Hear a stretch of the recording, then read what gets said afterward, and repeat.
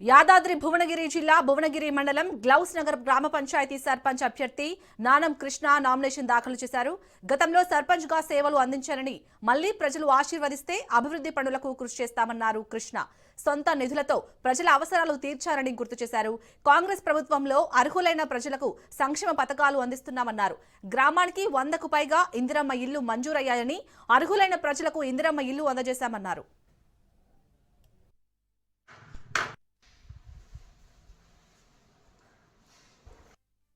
మహిళలకు కుట్టు మిషన్లు శిక్షణ కేంద్రం కూడా ఇక్కడ మనం ప్రారంభించినాం. అందులో ఒక 50 మంది శిక్షణకు వచ్చారు. 150 మంది కూడా వారు తర్వాత వచ్చారు.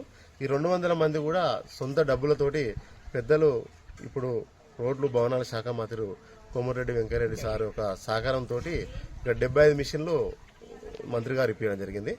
అదేవిధంగా అనిల్ రెడ్డి సార్ ఎమ్మెల్యే గారు కూడా వాళ్ళు 100 మిషన్లు ఇప్పించడం జరిగింది. మరి మాజీ జడ్పీసీ గుండెటి విజయ గారు వాళ్ళకు 25 మిషన్లు ఇప్పించడం జరిగింది.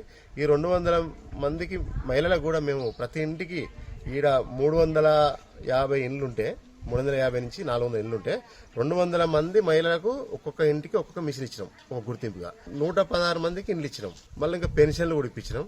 ఇంకా ఎన్నో కార్యక్రమాలు చేసినాం. ఈ 5 సంవత్సరాల మా సర్పంచ్ పీరియడ్ లా ఒక 10 నుంచి 11 కోట్ల అభివృద్ధి పనులు జరిగిందంటే ప్రజలందరూ కూడా ఈరోజు మా ఎంట ఉన్నారు. వాళ్ళంతా ఏ ఇంటికి పోయినా కానీ చేసిన పని కనబడుతుంది కదా, నువ్వు ధైర్యంగా ఉండు, వాళ్ళు నిన్నే గెలిపించుకుంటాం అని చెప్పడం జరుగుతూ ఉంది. ఎవ్వరు కూడా ఎక్కడ కూడా ఇక్కడ లంచాలకు తావుండదు ఈ గ్రామంలో. ఎందుకంటే ఇందిరమ్మ ఇండ్లు కూడా ప్రతి ఇళ్లకు ఇప్పటికి ఒక్కొక్కరికి 60 మంది దాకా 4 లక్షల రూపాయలు పడిపోయినాయి. అప్పటికే ఇంకొక 1 లక్ష రూపాయలు పెయింటింగ్ అయిపోయినాక వాళ్ళకు కూడా కూడా పడతాయి.